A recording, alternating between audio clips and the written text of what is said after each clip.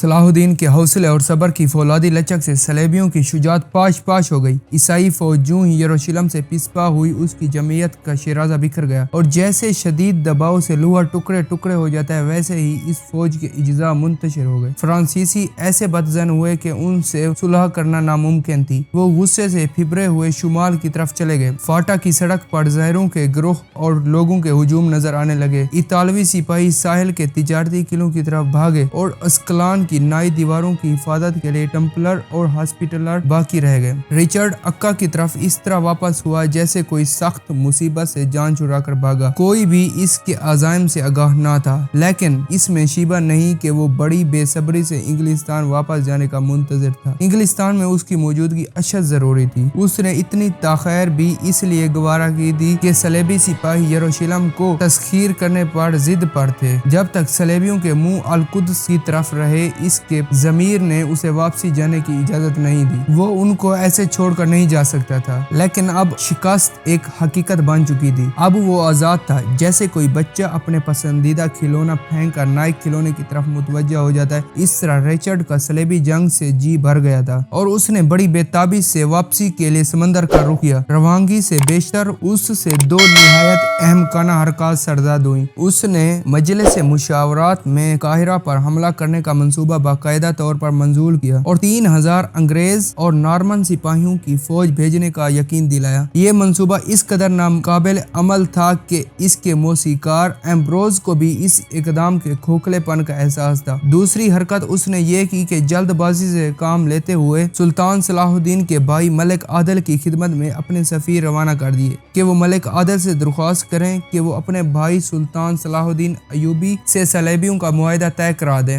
ان حالات میں بھی وہ سازگار شرائط صلح حاصل کرنے کی خوش فہمی میں مبتلا تھا اور نیم برباد اسکلان چھوڑنے پر ہرگز آمادہ نہ تھا۔ واپسی پر اکا میں وہ اپنی بیگماں سے ملا۔ اس نے اپنی سپاہ کو جہازوں پر سوار ہونے کے لیے تیار رہنے کا حکم دیا تاکہ بیروت کی بندرگاہ اور اس کے نوائی زرخیز کو فتح کر کے صلیبی سلطنت میں شامل کیا جا سکے۔ اس نے فرانسیسیوں کی شراب خانوں میں فرانسیسی عموماً طنزیہ گیت کھاتے۔ انہوں نے کسی بادشاہ اور بزدل شخص سے متعلق ایک گیت تصنیف کیا تھا جس سے اس سرخ بالوں والے بہادر بادشاہ کی انانیت پر گہری چوٹ پڑتی تھی۔ صلاح الدین نے اس موقع کو غنیمت سمجھا اور اپنے امیروں کو جوش دلا کر انہیں سال بھر کی مدافعانہ احتیاط کے جموں سے بیدار کیا اور اپنے سوار دستوں کو فوراً جافا پر یورش کرنے کا حکم دیا۔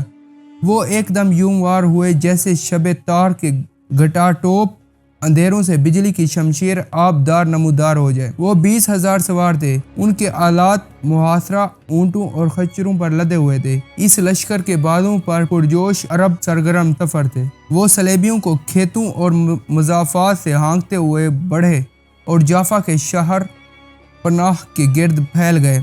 انہوں نے اپنی منجنیقوں سے باب القدس پر بھاری پتھروں اور آہنی گزوں کی بوچھاڑ شروع کر دی۔ 5,000 عیسائی بہادر فصیل کے اندر پھنس گئے۔ انہوں نے اس خونی ہنگامے میں شہر کی پرجوش مدافعت کی اور رچرڈ کو اس ناگہانی حملے کی اطلاع دینے کے لیے ایک جہاز جلدی سے اکا روانہ کیا۔ مسلمانوں کا حملہ روک دیا گیا اور ترکمان کا جوش سرد ہو گیا، جنہیں محاصرین سے کوئی دلچسپی نہ تھی۔ صلاح الدین نے بصد اصرار انہیں دوبارہ حملے کرنے پر آمادہ کیا۔ 3 دن تک منجنیقیں شہر کے دروازے پر سنگ باری کرتے رہے، جس کی وجہ سے دروازوں میں سوراخ ہو گئے۔ اب ترکمان کو فتح کے آثار نظر آنے لگے، چنانچہ وہ تیروں کی بوچھاڑ کی اوٹ میں اس شگاف میں کود پڑے۔ ان کی تلواریں عیسائی مدافعین کی زرہوں سے ٹکرانے لگی۔ مملوک امیر لاشوں اور پتھروں کے انبار رونتے ہوئے یلغار کر کے اس شگاف میں گھس گئے اور عیسائیوں کو پیچھے دھکیل دیا۔ وہ بازاروں سے بھاگتے ہوئے ایک حصار میں پناہ گزین ہو گئے جو سمندر کی ریت کے قریب ایک بلند چٹان پر واقع تھا۔ ترکمان اور عرب گروہ در گروہ شہر میں داخل ہو گئے۔ چاروں طرف مکان اور دکانیں مال و اسباب سے پر تھیں۔ وہ مال غنیمت پر دیوانوں کی طرح لوٹ پڑے۔ وہ ایک خانقاہ کے دروازے توڑ کر اندر داخل ہو گئے اور راہبوں کو اذیت دے کر قتل کر گزار دیا۔ اسی طرح سے ایک گرجا لوٹ لیا گیا اور اس کی عمارت نظر آتش کر دی گئی۔ بازار دھوئیں اور لوٹ کے انبار سے اٹے پڑ گئے۔ لوگ چیخ چلا رہے تھے۔ چاروں طرف افراتفری مچی ہوئی تھی۔ یہ غارت گر سپاہی افسروں کے قابو سے باہر ہو گئے۔ انہوں نے گھروں میں شراب کے کرابے دیکھے تو ان کی گردنیں توڑ دی۔ چنانچہ ہر طرف شراب بہہ نکلی۔ انہوں نے قیدیوں، عورتوں اور بچوں کو خنزیروں کے ریوڑ ہانک کر ایک جگہ جمع کرنے کا حکم دیا۔ پھر وہ اس جگہ عیسائیوں اور خنزیروں کی لاشوں کے ڈھیر چھوڑ کر چلے گئے۔ کئی عیسائی خاکستری ساحل پر کھڑی کشتیوں پر سوار ہو کر نکل گئے اور کئی کشتیوں کو سمندر میں اتارنے کی جدوجہد کرتے رہے۔ جافا کے کمانڈر ایرک آف ریمنز نے بھی ایک کشتی میں سوار ہو کر فرار ہونا چاہا، لیکن نائٹو نے اسے پکڑ کر کشتی سے اتار لیا اور اسے اپنے ساتھ حصار کے سنگین برج میں واپس لے گئے۔ اس خون ریز ہنگامے میں بہت کم لوگ زندہ بچے۔ غالباً ان کی تعداد صرف 2000 ہوگی، لیکن ان کی حالت بھی سخت مخدوش تھی کیونکہ اندرونی حصار کی دیوار کی تعمیر خاص طور پر نہیں کی ہو سکی تھی۔ الیرک سخت مایوس اور افسردہ تھا۔ اسے کوئی امید نظر نہیں آتی تھی۔ اب ہم کیا کر سکتے ہیں سوائے اس کے کہ اپنی جانیں گنوا دے۔ اس نے لوگوں کو اکٹھا کیا اور انہیں یاد دلایا کہ 3 دن ہوئے ہم نے اکا سے مدد مانگنے کے لیے